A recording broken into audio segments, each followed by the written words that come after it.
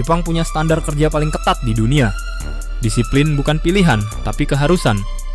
Negara yang sangat berhati-hati menerima orang asing. Tapi diam-diam, Jepang justru membuka pintu paling lebar untuk satu bangsa, Indonesia. Bukan di ruang rapat kementerian, bukan lewat pidato pejabat. Perubahan ini lahir di pabrik, panti lansia, dan dapur restoran, tempat yang tak pernah disorot kamera. Pertanyaannya, bagaimana bisa sistem yang begitu selektif justru mempercayai pekerja dari Indonesia sebesar ini? Jepang menua dengan cepat. Angka kelahiran terus turun, sementara harapan hidup terus naik.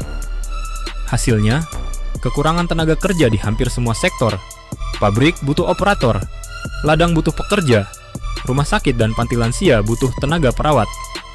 Untuk pertama kalinya, Jepang membuka kebijakan kerja bagi tenaga asing secara lebih luas.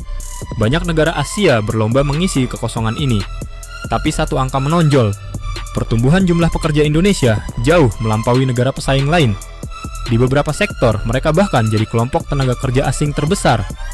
Kalau alasannya cuma soal kebutuhan tenaga kerja, semua negara pengirim harusnya diuntungkan setara. Tapi kenyataannya tidak. Ada sesuatu yang membuat Indonesia unggul secara tidak proporsional, dan jawabannya bukan di kebijakan imigrasi, tapi di cara mereka bekerja setiap hari. Budaya kerja Jepang penuh aturan sosial tak tertulis. Cara memberi salam, cara meminta maaf, kapan harus bicara, kapan harus diam. Bagi pekerja asing, ini tembok yang jauh lebih tinggi dari sekadar kendala bahasa.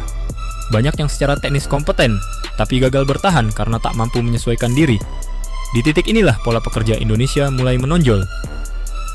Rendah hati untuk belajar, tak segan bertanya, tak merasa paling tahu.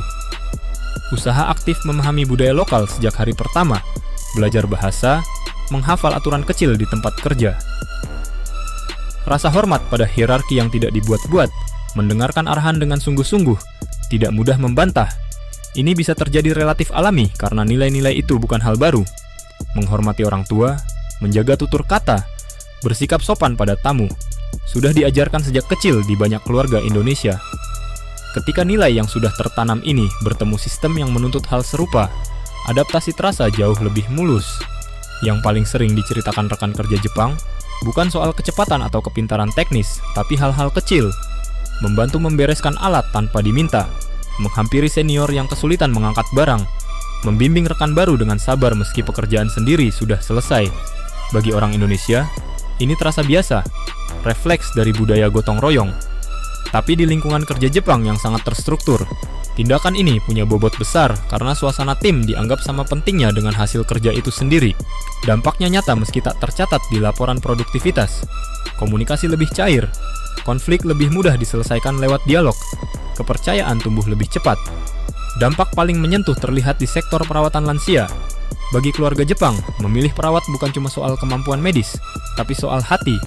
Apakah orang tersebut sabar dan tulus? Banyak keluarga merasa aman karena perawat asal Indonesia memperlakukan pasien seperti keluarga sendiri. Rasa aman seperti ini tidak bisa dibeli lewat iklan, hanya bisa lahir dari pengalaman nyata. Reputasi ini menyebar bukan lewat satu momen besar, tapi lewat ribuan cerita kecil. Supervisor cerita ke rekannya, pemilik restoran merekomendasikan ke pengusaha lain, kepala perawat berbagi kisah stafnya yang sabar.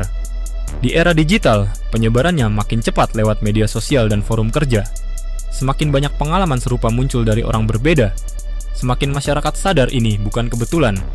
Perusahaan yang tadinya ragu mulai mencari tahu lebih jauh. Ini reputasi yang dibangun organik, bukan lewat kampanye atau iklan, tapi rekam jejak nyata. Dan itulah yang membuatnya jauh lebih tahan lama.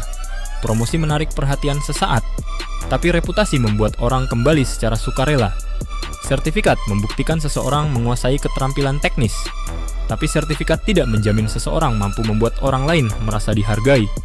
Yang benar-benar menentukan kualitas sebuah tim adalah bagaimana setiap orang memperlakukan rekan kerjanya. Disinilah banyak pekerja Indonesia meninggalkan kesan berbeda, bukan karena paling cepat atau paling pintar, tapi karena membawa empati, kemampuan mendengarkan, kepekaan membantu tanpa diminta, kesabaran menghadapi situasi berulang.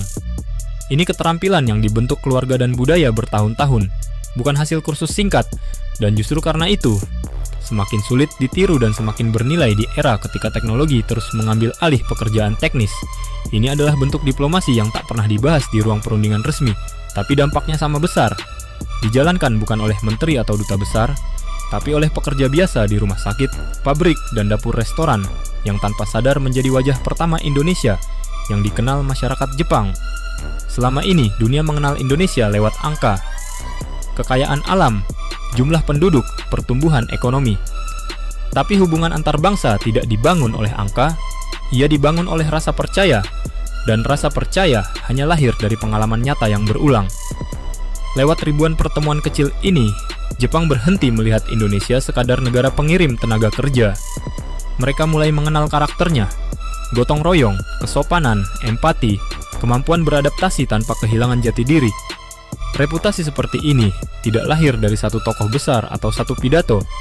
Ia dibangun oleh jutaan tindakan kecil, setiap hari, oleh orang biasa yang memilih berbuat baik meski tak ada yang memperhatikan. Dan mungkin, di antara segala pencapaian yang bisa diraih sebuah negara, itulah bentuk pengakuan yang paling berharga.